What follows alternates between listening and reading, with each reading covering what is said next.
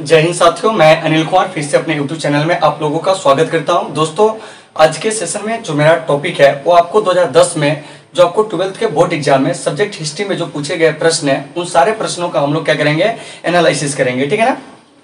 तो इससे पहले भी जो 2010 के जो आपको क्वेश्चंस और उसके जो आंसर्स है उसका हम लोग क्या किए थे, एनालिसिस किए थे, जिसमें हम लोग क्या किए थे कि 1 से लेके जो आपको 13 तक के क्वेश्चन है उस सबका हम लोग क्या किए थे, एनालिसिस किए थे। आज हम लोग क्या करेंगे कि 14 से लेके जो आपको 25 तक के प्रश्न है इन सारे प्रश्नों का एनालिसिस करेंगे। तो आप लोगों के पास ये जो है 2010 का जो है ये क्वेश्चन बैंक जो है वो आपके पास होना चाहिए, ताकि यहाँ से जिस क्वेश्चन के बारे में हम आपको जानकारी दे आप उसे क्या करें कि अच्छे तरह से देखें, और जो चीज आपको अच्छे लगे उसे आप क्या करते चलेंगे, नोट भी करते चलेंगे। ठीक है ना। तो चलिए साथियों इसे शुरू करते हैं। तो देखिए 14 नंबर प्रश्न कर रहा है कि इब्न बतूता किस देश का यात्री था। तो देखिए, तो आपके एग्जाम में कौन कौन से विदेशी यात्री से क्वेश्चन पूछे जाते हैं उन सारे विदेशी यात्रियों के बारे में सबसे पहले आप जान लो। ठीक है ना। तो देखो, तो एक तरफ सबसे पहले हम बात करते हैं विदेशी यात्री की। किसकी बात करेंगे, विदेशी यात्री की। ठीक है ना। एक तरफ कौन हो जाएगा, विदेशी यात्री। ठीक है ना। और एक तरफ जो हो जाएगा उसका क्या हो जाएगा, तो आपको देश हो जाएगा। ठीक है ना। तो देखिए, विदेशी यात्री में सबसे पहले हम बात करेंगे मेगास्थनीज की। किसकी बात करेंगे, मेगास्थनीज, जो आपके एग्जाम में पूछे जाते हैं सबसे ज्यादा, उसी को हम ले रहे हैं। ठीक है ना। उसके बाद है आपको फाहियान। क्या है, फाहियान है। ठीक है ना। फाहियान के अलावा जो है आपके एग्जाम में ह्वेनसांग से भी क्वेश्चन जो होते हैं वो आपको पूछे जाते हैं। देखिए, ये तो आपको टॉप 3 है जो आपके एग्जाम में हमेशा पूछे जाते हैं, लेकिन इसके अलावा और भी विदेशी यात्री से संबंधित क्वेश्चन जो है आपके एग्जाम में आते हैं। तो इन सारे को आप लोग अच्छे से देखेंगे। तो देखिए, ह्वेनसांग के बाद जो हो जाएगा वो आप एक याद रखेंगे अलबरूनी के बारे में। किसके बारे में, अलबरूनी हो गया। ठीक है ना। अलबरूनी के अलावा आपको मार्को पोलो, कौन है, मार्को पोलो। मार्को पोलो के अलावा जो हो जाएंगे वो आप एक याद रख सकते हो निकोलो कोंटी। क्या है, निकोलो कोंटी। निकोलो कोंटी के अलावा जो हो जाएंगे एक आप और याद रखेंगे। ठीक है ना। निकोलो कोंटी के अलावा वो है आपको इब्न बतूता। क्या है, इब्न बतूता है। ठीक है ना। इसको याद रखना है। इसके अलावा एक आप यहाँ पर और याद रखना चाहते हैं तो एक और हो जाएगा अब्दुल रज़ाक। कौन हो जाएगा, अब्दुल रज़ाक, क्योंकि आपके एग्जाम में जो है कई बार आपको पूछे गए हैं। तो आप अब्दुल रज़ाक का भी नाम याद रख सकते हैं। और एक आपको अगर याद रखना है, ठीक है ना, तो वो जाएगा आपको अफनासी निकितिन। क्या है, अफनासी निकितिन। क्या है, अफनासी निकितिन। ठीक है ना। तो इन सारे चीजों को आपको अच्छे से क्या करना है, याद रखना है। ठीक है ना। तो यहाँ पर सबसे पहले समझिए कि ये सब आपको विदेशी यात्री जो कहाँ से आया है इस पर सबसे पहले हम लोग क्या करेंगे, चर्चा करेंगे। तो देखिए, तो ये जो आपको मेगास्थनीज है, ठीक है ना, यह आपको यूनान का था। कहाँ का था, यूनान का था। और यह भारत आपको कब तक रहा था इस बात को भी आपको समझना है। तो यह आपको 305 से लेके आपको 298 ईस्वी तक क्या हुआ था कि आपको भारत रहा था। ठीक है ना। तो इन चीजों को याद रखना है। तो हो सकता है कि किसी का डेट हम आपको नहीं बताएं क्योंकि जगह कम है।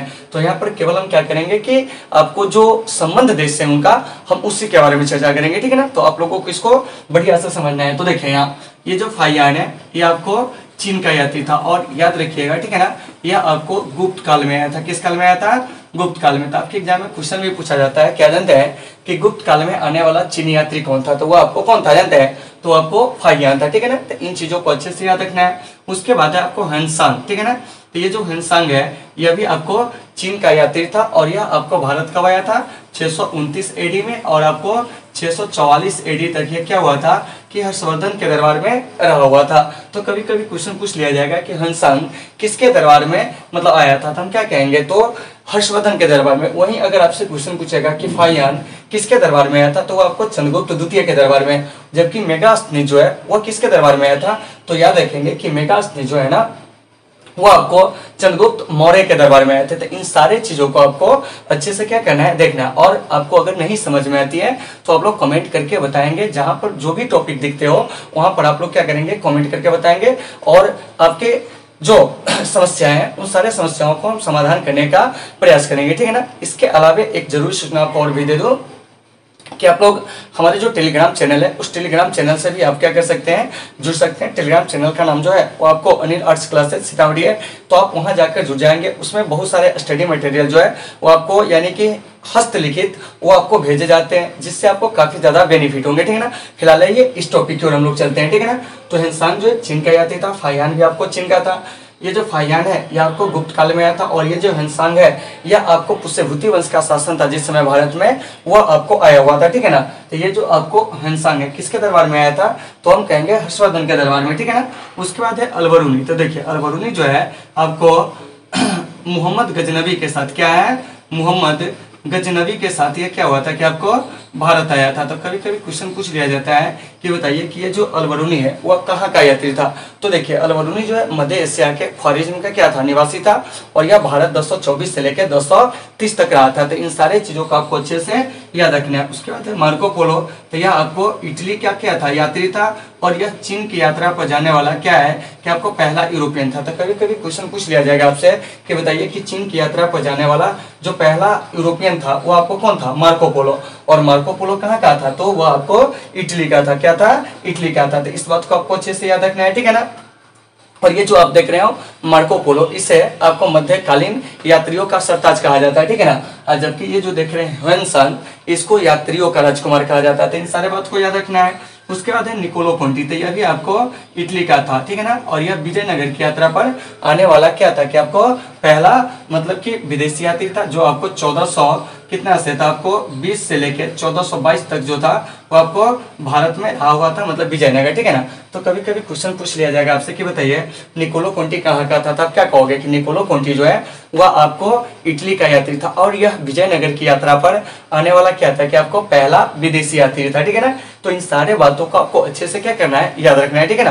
तो आपके एग्जाम में क्वेश्चन भी पूछे गए हैं, ठीक है ना, कि विजयनगर की यात्रा पर आने वाला पहला जो विदेशी यात्री था कौन था, तो वो आपको निकोलो कोंटी था। निकोलो कोंटी कहाँ का था, इटली का था। कहाँ का था, इटली का था, ठीक है ना। तो इस बात को आपको अच्छे से याद रखना है। फिर यहाँ पर इब्न बतूता क्या है, इब्न बतूता। तो देखिए इब्न बतूता जो है ना वो आपको मोरक्को का था। कहाँ का था, मोरक्को का था, ठीक है ना। मोरक्को की राजधानी जब भी पूछेंगे तो आपको याद रखना है रबात, ठीक है ना। तो इब्न बतूता मोरक्को का, अगर मोरक्को ऑप्शन में नहीं रहेगा तो आप क्या करोगे, अफ्रीका मारोगे। क्या करोगे, अफ्रीका, क्योंकि आपके ऑप्शन में अफ्रीका भी दिया जा सकता है, ठीक है ना। और इब्न बतूता जो था भारत जो आया था वो आपको 1333 में 1342 ईस्वी तक रहा था मोहम्मद बिन तुगलक के दरबार में। तो इन सारे चीजों को याद रखना है। उसके बाद है अब्दुल रजाक। तो ये जो अब्दुल रजाक है ये आपको फारस का था। कहाँ का था, फारस का, यानी कि अभी हम कह सकते हैं कि ये आपको ईरान का था। कहाँ का था, ईरान का। उसके बाद है अफनासी निकेतन। तो अफनासी निकेतन कहाँ का था जानते हैं, तो ये आपको रूस का था। कहाँ का था, रूस का था। तो इन सारे चीजों को आपको अच्छे से क्या करना है, याद रखना है कि अफनासी निकेतन कहाँ का था, तो हम क्या कहेंगे, रूस का था, ठीक है ना। अब्दुल रजाक जो था वो कहाँ का था, याद रखिएगा, तो वो आपको फारस का, कहाँ का, फारस का, ठीक है ना। फिर आपको इब्न बतूता यह कहाँ का था, मोरक्को का। एक चीज और भी आप याद रखेंगे अफनासी निकेतन से, ठीक है ना। इन्हें रूस में भारत विद्या का क्या कहा जाता है, जनक कहा जाता है, ठीक है ना। मतलब इंडियन जो आपको आइडियोलॉजी है, ठीक है ना, उसके जो जनक है रूस में वो किसे कहा जाता है, तो वह आपको अफनासी निकेतन को कहा जाता है। तो इस बात को याद रखना है।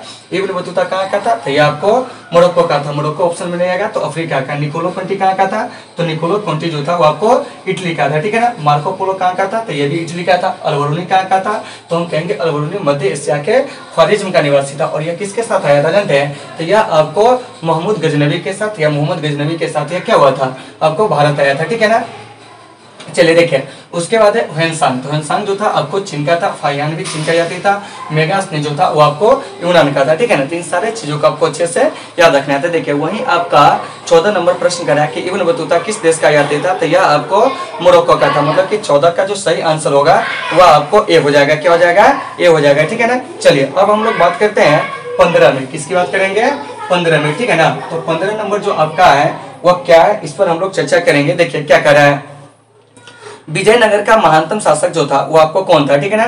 देखिए एक है वीर नरसिंह, ठीक है ना। उसके बाद ऑप्शन दे रहा है आपको बी कृष्णदेव राय, ऑप्शन सी कह रहा है आपको अच्युत राय। उसके बाद है आपको ऑप्शन डी जो कि आपको सदाशिव है, ठीक है ना। तो देखिए तो 15 नंबर प्रश्न का जो सही आंसर होगा वो तो आपको कृष्णदेव राय हो जाएगा, क्योंकि विजयनगर का जो सबसे महानतम राजा था, ध्यान से सुनिएगा, ठीक है ना, वो आपको कृष्णदेव राय था। कौन था, कृष्णदेव राय, नो डाउट, ठीक है ना। विजयनगर का जो सबसे महान राजा था कौन था जानते हैं, तो वो आपको कृष्णदेव राय था, जो आपको किस वंश से थे जानते हैं, तो ये जो थे आपको तुलु वंश से, ठीक है ना। तो यहाँ पर थोड़ा सा विजयनगर से कुछ क्वेश्चन आएंगे। क्या आएंगे, क्वेश्चन आएंगे। उन सारे क्वेश्चन को आपको अच्छे से देखना है, जैसे क्वेश्चन क्या क्या आ सकते हैं, ठीक है ना। तो सबसे पहले विजयनगर साम्राज्य की स्थापना कब हुई थी, तो ये आपको 1336 ईस्वी में, कितना ईस्वी में हुई थी, 1336 1336 ईस्वी में। तो इस बात को आपको अच्छे से याद रखना है कि विजयनगर साम्राज्य की स्थापना कब हुई थी? 1336 ईस्वी में। फिर यहाँ से बात आती है इसके जो संस्थापक थे वो आपको कौन थे? तो देखिए, तो विजयनगर साम्राज्य के जो संस्थापक थे वो आपको हरिहर और कौन थे जानते हैं? तो आपको बुक्का थे। कौन थे? हरिहर और बुक्का थे। तो इस बात को आपको अच्छे से याद रखना है कि विजयनगर साम्राज्य के संस्थापक कौन थे? हरिहर और बुक्का। ये दोनों जो थे आपस में आपको क्या थे? भाई थे, ठीक है ना। तो इन्होंने विधानय नामक संत के आशीर्वाद से क्या किए थे? अपने पिता संगम के नाम पर सबसे पहले क्या किए थे कि संगम वंश की स्थापना किए थे। तो ये जो आप देख रहे हैं ना विजयनगर, इस विजयनगर के अंतर्गत 4 राजवंशों ने शासन किया था, जिसमें आपको सबसे पहला है संगम वंश। क्या है? संगम वंश, जिसके संस्थापक जो थे हरिहर और बुक्का थे। दूसरा है आपको शालू वंश। क्या है? शालू वंश, ठीक है ना। तो इसके संस्थापक जो है नरसी शालू। कौन है? नरसी शालू, ठीक है ना। कौन है? नरसी शालू। देखिए सबका नाम इसी में क्या है आपको छिपा हुआ है, ठीक है ना। उसके बाद जो है आपको तुलु वंश। क्या है? तुलु वंश, ठीक है ना। इसे भी याद रखिएगा क्योंकि ये विजयनगर साम्राज्य के अंतर्गत शासन करने वाला तीसरा वंश था। तो ये जो तुलु वंश है इसके जो संस्थापक थे वो आपको कौन थे? तो वीर नरसिंह थे। कौन थे? वीर नरसिंह थे। तो इस बात को आपको अच्छे से याद रखना है। उसके बाद जो है आपको अगला वो है आपको आरवीडू वंश। कौन है? आरवीडू वंश, ठीक है ना। तो आरवीडू वंश के जो संस्थापक थे वो कौन थे? तो वो आपको तिरुमाल थे। कौन थे?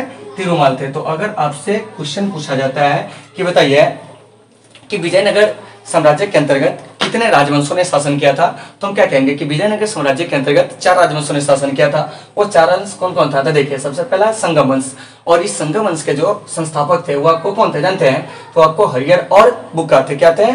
हरिहर और बुक्का, जो कि दोनों आपस में भाई थे, और विधानय नामक संत के आशीर्वाद से इन्होंने ये किया था स्थापना, ठीक है ना। किसकी? तो आपको विजयनगर साम्राज्य की। और ये जो विजयनगर साम्राज्य है ये आपको रायचूर द्वार के क्या था कि आपको दक्षिणी हिस्से में क्या था कि आपको अवस्थित था, ठीक है ना। तो इन चीजों को अच्छे से याद रखना है। और ये जो देख रहे हैं विजयनगर साम्राज्य की राजधानी वो आपको हम्पी थी, इस बात को भी याद रखना है। और इसके अंतर्गत 4 राजवंशों ने शासन किया था, संगम, सालुब, तुलुब, अरविडू, जिसमें से जो सबसे महान राजा निकला था कृष्णदेवराय, ठीक है ना। उनका जो संबंध है वो कहीं ना कहीं आपको तुलु वंश से, किस वंश से है? तुलु वंश से। तो इसको आपको याद रखना होगा, ठीक है ना, कि ये जो आप देख रहे हैं कृष्णदेवराय, इनका संबंध किस वंश से है? तो हम क्या कहेंगे जानते हैं? तो इनका संबंध जो है तुलु वंश से, ठीक है ना। फिर आपको पता होगा कि रायचूर द्वार को लेकर हमेशा आपको विजयनगर के शासकों के बीच में, और इसके अलावे आपको क्या था कि जो बहमनी के शासक थे उनके बीच में हमेशा क्या हुआ करता था? संघर्ष हुआ करता था। और ये जो रायचूर द्वार है यह आपको क्या है कि कृष्णा और आपको तुंगभद्रा नदी के बीच का क्या था कि आपको क्षेत्र था। तो इन सारे चीजों को आपको अच्छे से क्या करना है? याद रखना है, ठीक है ना। तो कभी कभी क्वेश्चन पूछ लिया जाएगा आपसे कि बताइए कि ये जो रायचूर द्वार है ये किन 2 नदियों के बीच का क्षेत्र था? तो यह आपको कृष्णा और क्या था जानते हैं कि आपको जो तुंगभद्रा नदी है उसके बीच का ये क्या था? क्षेत्र था।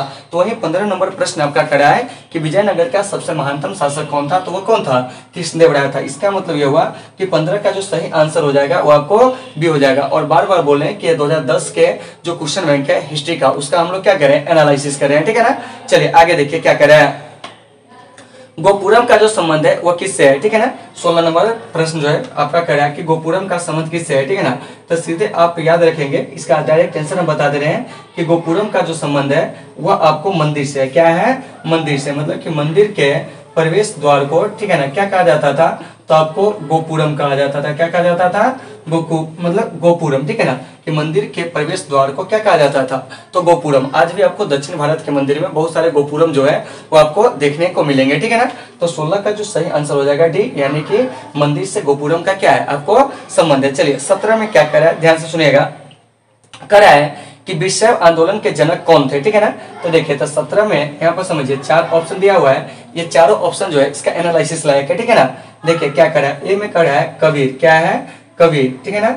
चलिए उसके बाद आपका जो बी नंबर ऑप्शन है, क्या है? बी नंबर ऑप्शन, उसमें क्या करा है? गुरु नानक। क्या है? गुरु नानक। क्या है? गुरु नानक, ठीक है ना। उसके बाद जो सी नंबर ऑप्शन है वो आपको क्या जानते हैं? बासवन्ना। क्या है? बासवन्ना। क्या है? बासवन्ना, ठीक है ना। और ये जो डी नंबर ऑप्शन है वो है आपको कराईकल। क्या है? कराईकल, ठीक है ना। देखिए अगर आपको दिख रहा है, ठीक है, नहीं दिख रहा कोई बात नहीं है, ठीक है ना, हम यहाँ पर लिख देते हैं डी में आपको कराईकल। क्या है? कराईकल। तो यहाँ पर सबसे पहले समझिए एक चीज आपको समझना पड़ेगा, ठीक है ना, कि ये जो आप देख रहे हो 17 नंबर प्रश्न, उसमें क्या कह रहा है कि वीरशैव या लिंगायत आंदोलन के जनक कौन थे? तो सबसे पहले इसका जो आंसर हो जाएगा वो आपको वासवन्ना हो जाएगा। वासवन्ना और उनके भतीजा जो थे चन्नावासव। क्या थे? चन्नावासव। तो दोनों चचा भतीजा ने मिलकर लिंगायत संप्रदाय की क्या किए थे, स्थापना किए थे। आपको कौन सदी में, तो हम कहेंगे 12वीं सदी में। किस सदी में, 12वीं सदी में, ठीक है ना। और ये जो वासव है और उनके भतीजा चन्नावासव, यह आपको कर्नाटक के कलचुरी राजाओं के दरबार में क्या करते थे, रहा करते थे, ठीक है ना। तीन चीजों को याद रखना है। तो यही आपको लिंगायत संप्रदाय के क्या थे, संस्थापक थे। गुरु नानक जो थे ये आपको सिखिज्म के क्या थे, कि फाउंडर थे, मतलब कि सिख धर्म के संस्थापक थे। कबीर के बारे में आप लोग जानते होइएगा कि ये निर्गुण विचारधारा के क्या थे, कि आपको कवि थे, ठीक है ना। और इनकी जो समाधि है वो आपको मगहर में है, क्या है, मगहर में। और कराईकल जो है वो आपको भक्ति आंदोलन की एक महिला संत थी, ठीक है ना, जो आपको शिव को क्या करते थे, कि अपना उपासक देवता जो थे वो आपको मानती थी, ठीक है ना। तो यहाँ से प्रश्न पूछा जाएगा कि बताइए कि आपको भक्ति आंदोलन की एक प्रमुख, ठीक है ना, कि आपको जो नैनार संत है उसका नाम बताइए। तो नैनार संत में आपको कराईकल आ जाएगी, ठीक है ना, जो शिव के क्या थी, उपासक थी। उसके बाद है आपको अगला कि ये जो आप देख रहे हैं कबीर, क्या देख रहे हैं, कबीर, इनकी समाधि क्या है, तो हम कहेंगे मगहर में। और यह आपको निर्गुण विचारधारा के क्या थे, तो आपको मतलब कि संत थे। गुरु नानक जो कि आपको सिखिज्म के क्या थे, फाउंडर थे, मतलब सिख धर्म के संस्थापक थे। वासव और चन्नावासव ये आपको लिंगायत संप्रदाय के क्या थे, कि आपको संस्थापक थे, ठीक है ना। तो इन सारे चीजों को आपको अच्छे से क्या करना है, कि आपको क्लियर करना है। उम्मीद है कि आपको समझ में आ गए होंगे। अगर आपको ये सारी चीज समझ में आ गई है तो आप लोग इसका जल्दी से स्क्रीनशॉट ले ले, फिर हम लोग क्या करेंगे, आगे बढ़ेंगे, ठीक है ना। चलिए 17 तक का जो प्रश्न था उसको हम लोग क्लियर किए, ठीक है ना।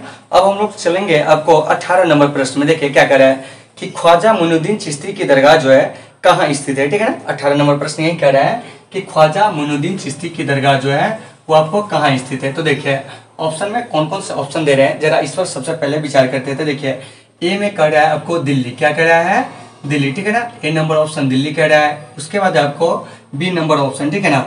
तो बी नंबर ऑप्शन जो है वो आपको क्या है, इस पर सुनेंगे तो वह है आपको आगरा, क्या है, आगरा, ठीक है ना, क्या है, आगरा, जहाँ आपको ताजमहल है, ठीक है ना।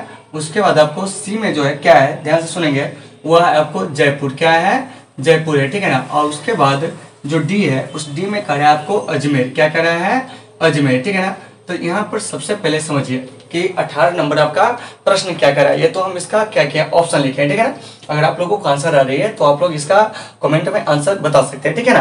तो देखिए क्या कर रहा है कि ख्वाजा मुइनुद्दीन चिश्ती की दरगाह कहाँ स्थित है। तो देखिए ख्वाजा मुइनुद्दीन चिश्ती की जो दरगाह है ना वो आपको अजमेर में स्थित है। कहाँ स्थित है, अजमेर में। इस बात को आपको अच्छे से याद रखना है। और ये जो अजमेर है ना ये आपको राजस्थान में, कहाँ है, राजस्थान में, ठीक है ना। और इस अजमेर को राजस्थान का क्या कहा जाता है जानते हैं, हृदय बोला जाता है। क्या बोला जाता है, हृदय बोला जाता है। और यहीं पे ख्वाजा मुइनुद्दीन चिश्ती की क्या है, दरगाह है। और ख्वाजा मुइनुद्दीन चिश्ती जो था वो आपको क्या था जानते हैं, तो वो आपको चिश्ती सिलसिला के क्या थे जानते हैं, कि आपको संस्थापक थे, क्या थे, संस्थापक थे, ठीक है ना। तो इस बात को आपको अच्छे से क्या करना है, याद रखना है, ठीक है ना।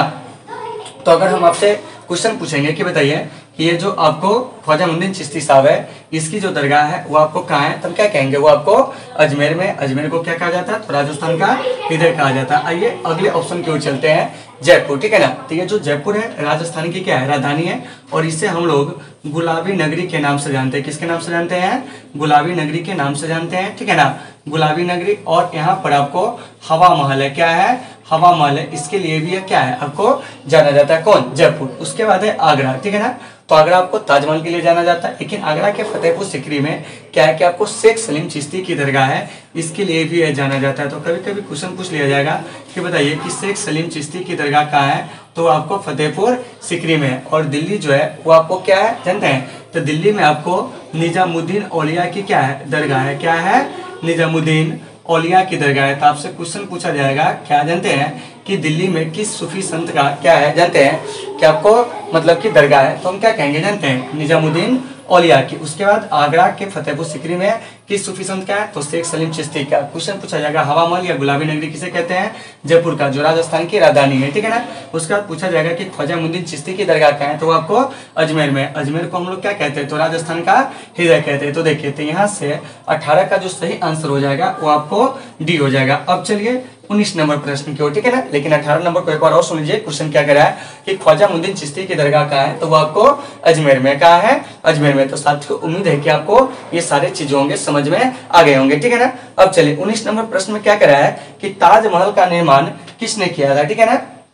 देखिए तो ए में कह रहा है आपको अकबर, क्या कह रहा है, अकबर, ठीक है ना। उसके बाद ये जो बी नंबर है तो बी नंबर में कह रहा है क्या जानते हैं, तो आपको दूसरा जो है जहांगीर, क्या है जहांगीर, क्या है जहांगीर, क्या है जहांगीर, ठीक है ना। और ये जो सी नंबर देख रहे हैं वो आपको कौन है जानते हैं, तो सी नंबर में है आपको औरंगजेब, क्या है औरंगजेब, क्या है औरंगजेब, ठीक है ना। और डी नंबर जो ऑप्शन है वो आपको क्या जानते हैं, शाहजहां, क्या है शाहजहां। तो इस बात को आपको अच्छे से क्या करना है, याद रखना है। तो देखिए ताजमहल का जो निर्माण किया था ना वो आपको शाहजहां ने किया था। लेकिन सबसे पहले समझिए ताजमहल आखिरकार है क्या। तो देखिए ताजमहल के बारे में कहा जाता है कि यह पत्नी के प्रेम के प्रति समर्पित क्या है, कि आपको प्रेम का अमर प्रतीक क्या है, कि आपको इमारत है। तो देखो मान लीजिए, ठीक है ना।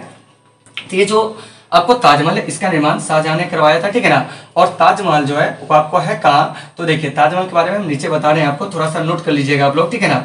तो देखिए ये जो ताजमहल है, क्या है ताजमहल, ठीक है ना। ये सबसे पहले आगरा में है, कहाँ है आगरा में। और इसका निर्माण कौन करवाया था, तो आपको शाहजहां ने करवाया था। और ताजमहल के जो निर्माण की अवधि है वो आपको क्या है, तो 1632 से लेकर, ठीक है ना, आपको 1652, क्या है 52, कहीं कहीं आपके बुक में दिया रहेगा 1648। तो जैसा ऑप्शन दे आप उसे देख लेंगे, ठीक है ना। ताजमहल किसके याद में बनाया गया है, तो यह आपको मुमताज के याद में बनाया गया है, ठीक है ना। किसके याद में, मुमताज के याद में। और ये जो मुमताज है, ठीक है ना, इसका जो मूल नाम है वो आपको क्या है, तो मुमताज का जो मूल नाम है अर्जुमंद बानो बेगम, क्या नाम है उसका, अर्जुमंद बानो बेगम, ठीक है ना। कि मुमताज का जो मूल नाम है वो क्या बताया था, तो वो आपको अर्जुमंद बानो क्या है जानते हैं, बेगम है। तो इन सारी चीज को अच्छे से आपको याद रखना है। देखिए अकबर, अगर अकबर के बारे में कोई क्वेश्चन पूछा जाए तो आप याद रखेंगे, ठीक है ना, कि इसने बुलंद दरवाजा का क्या किया था, कि आपको निर्माण कराया था फतेहपुर सीकरी में गुजरात को जीतने के उपलक्ष्य में, ठीक है ना। और ये जो जहांगीर है, क्या है जहांगीर है, तो जहांगीर के काल में क्या हुआ था कि आपको चित्रकला जो था वो अपना क्या हुआ था कि आपको मतलब चरमोत्कर्ष पर पहुंचा था। तो जहांगीर के काल को चित्रकला का क्या है, चित्रकला का क्या कहते हैं, तो आपको स्वर्णकाल कहते हैं, क्या कहते हैं स्वर्णकाल कहते हैं, ठीक है ना। औरंगजेब, तो औरंगजेब के बारे में आप लोग जानते हो क्या, कि इसे जिंदा पीर और आलमगीर के नाम से भी जाना जाता था। इसने अपने बीवी के याद में, रबिया के याद में, बीवी का जो मकबरा है इसका निर्माण जो था वो आपको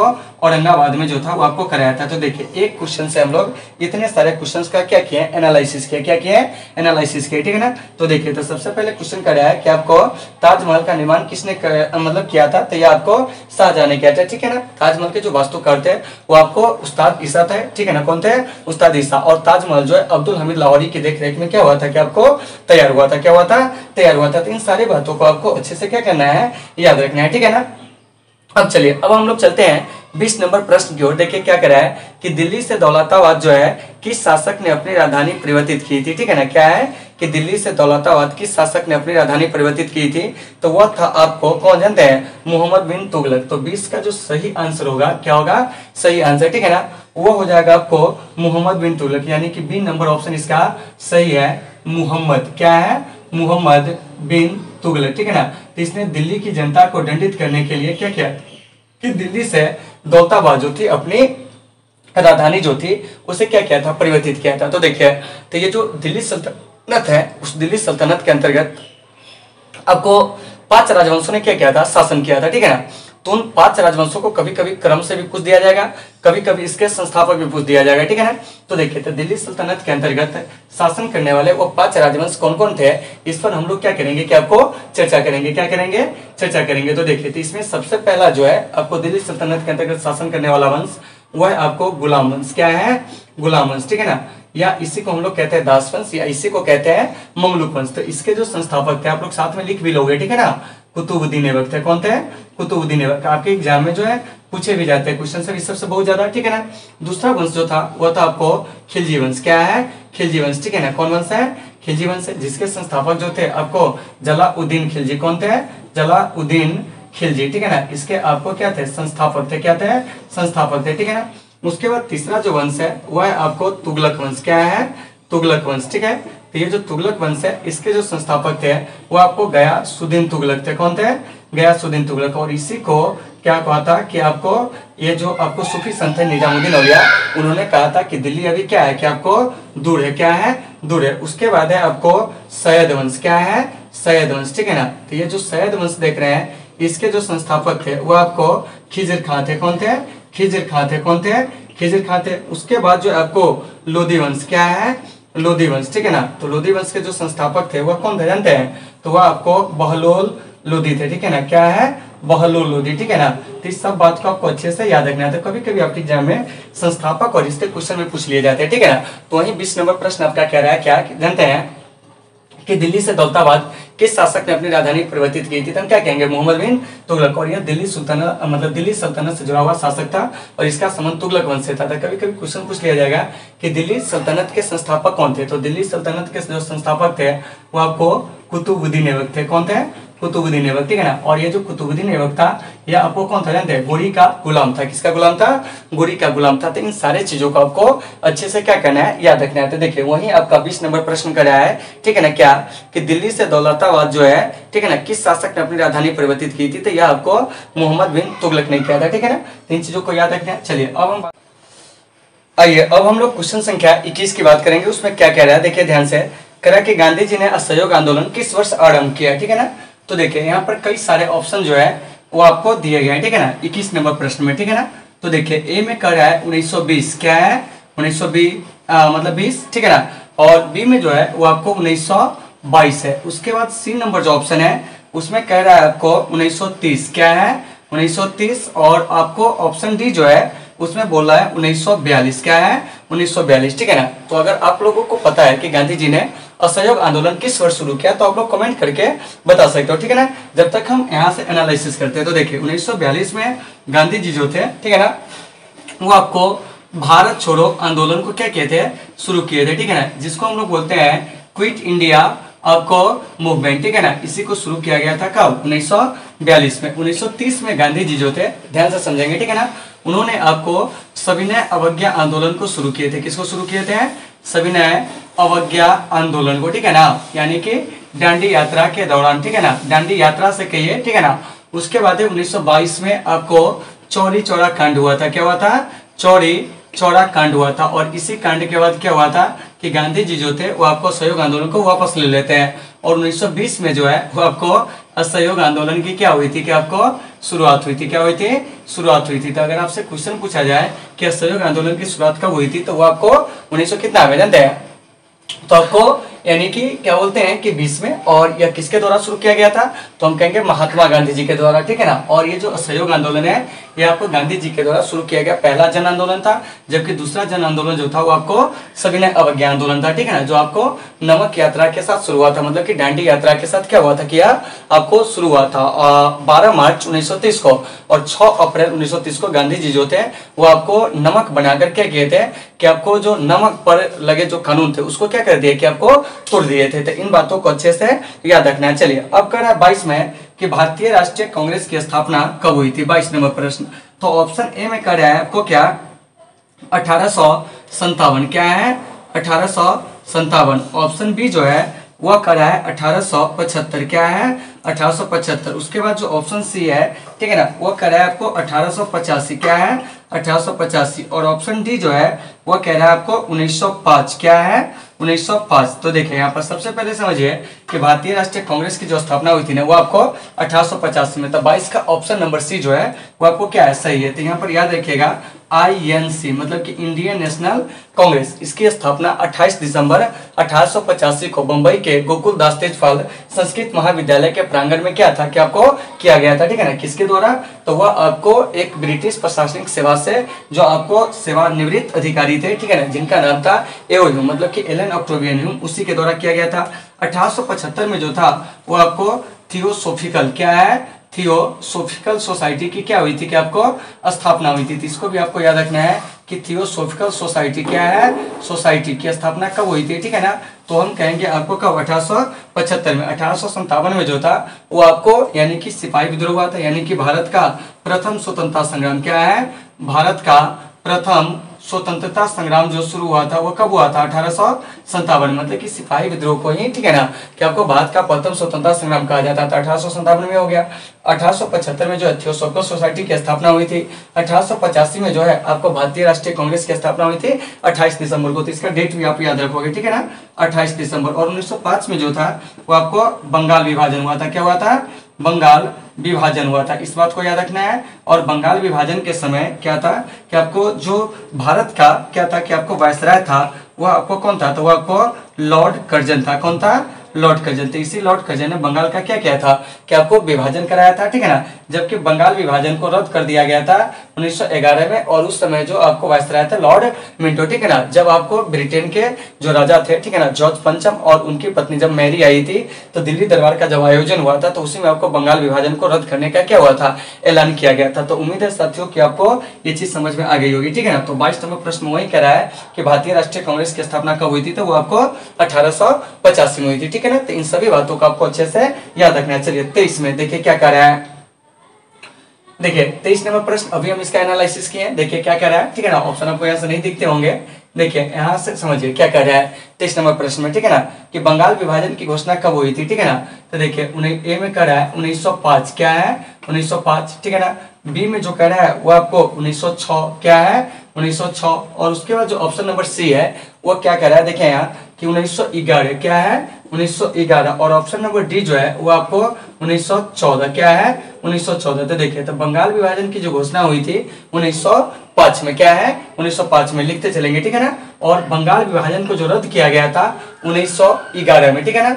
ये 1906 में जो है वो आपको क्या हुआ था, तो मुस्लिम लीग की स्थापना हुई थी, इसको याद रखना है। और 1914 में जो है वो आपको प्रथम विश्व युद्ध क्या हुआ था, क्या आपको शुरू हुआ था। तो 1914 से 1918 तक प्रथम विश्व युद्ध जो था वो आपको 4 वर्षों तक क्या था, कि आपको चला हुआ था, ठीक है ना।